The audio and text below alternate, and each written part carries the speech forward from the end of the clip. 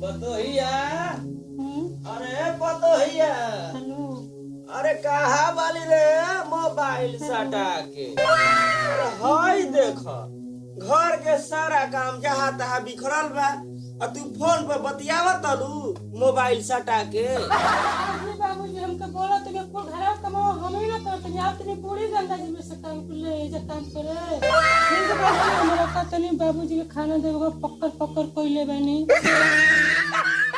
बाबूजी बाबूजी कहले बालू है कमो को के ना बतियाई तू मोबाइल सटा के दिनों राती तो हम लोग के फोन में आवत रहता समय से ना खाना बनावे के बा ना चाय पानी बनावे के बा।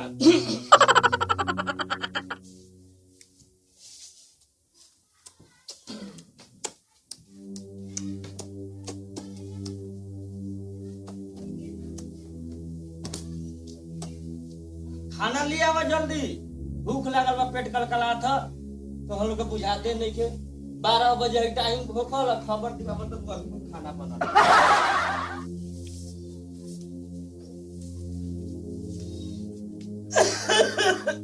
हमने खा लेनी ना एक फोन सब तो होली में बा कहिए देनी अगलो पर होली में बात का ना एक राजा जी ए भौजी कहां बड़ू हो भाई देखो तारा के काली आइल बनी के घर ले बतिया तलू राउर भैया ले बतिया तनी त तनी बतिया ली हम हो ले बतिया ले।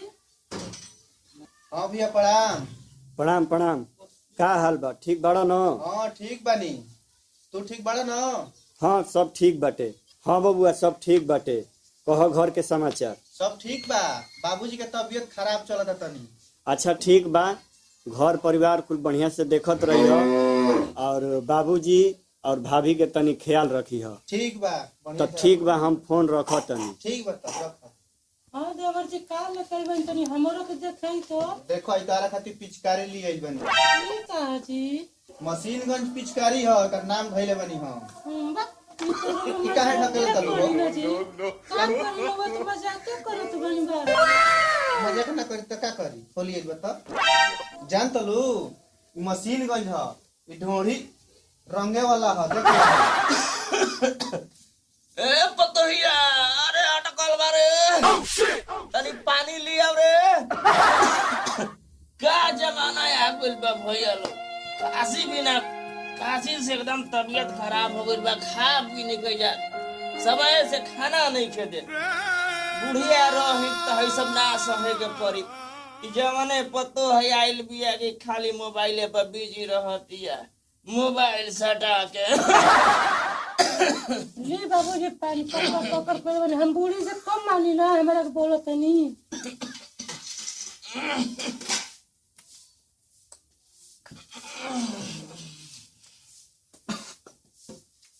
का बाबूजी बाबूजी कहले बाबू ठीक बा ई त समय बताई के करा के कितना मानता।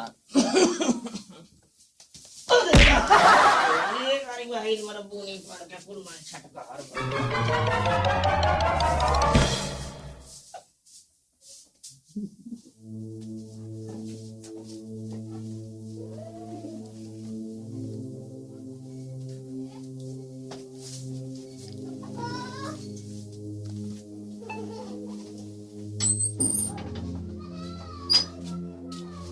बाबा ए बाबा बोला हो बाबा बाबा हो ए बाबा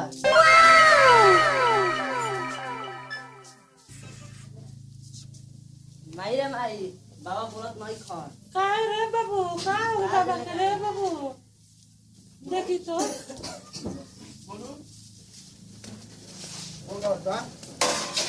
देखना बाबूजी बाबूजी बाबूजी नेवर जी तन देखी ना बाबूजी का तो भइल बा का भइल बा हो तन देखी ना बोलत नहीं थी और बाबूजी के का हो गइल बा हो ओ हे बाबूजी ई त मार गइलन हो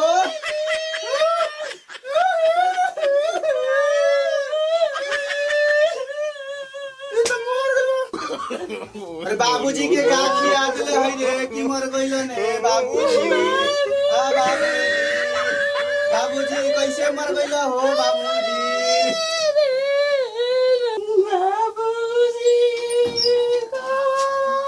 का हो गइल काहे रोता नहीं? चल बाहर ले चल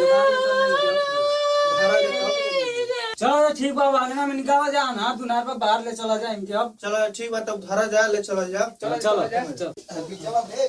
गोड़ टाइट रहो। हम बीच में रहे ले बनी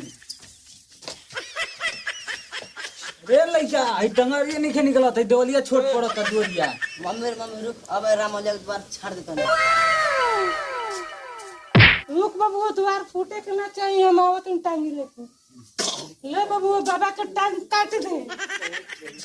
काट बाबू काट काट। बस नाते समाज कोई नहीं।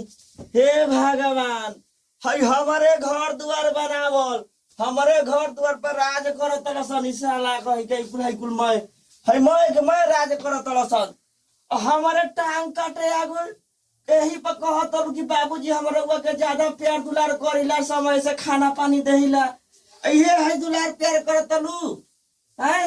हई बताव हई एगो ईटा कबाड़ दे तू तो का हो जाई। हई देखो भैया नयका जमाना के पतोहन के बूढ़े पुरनिया के छोड़ एहन के धने दौलत के पीछे पड़ल वाली सन। अरे बूढ़े पुरनिया आशीर्वाद लेवे के चाहिए बूढ़े पुरनिया के टांग काटे पे हो गई इहे हमारा के मानत लू खाली देखावटी करत कि हम बुढ़ाऊ के मानीला आ दूसरा से सुनावत कि बुढ़ाऊ हमार शिकायत करेलन हमारे टांग काटत बताव। देख लिया जब भगवान भैया लोग है गाँव घर के सबके हम कहतनी ऐसा पतो भैया मत खोजी जा। नमस्कार प्रणाम भाइयों हमनी के सब भाई लोग मिल के कॉमेडी बनैले बन जा।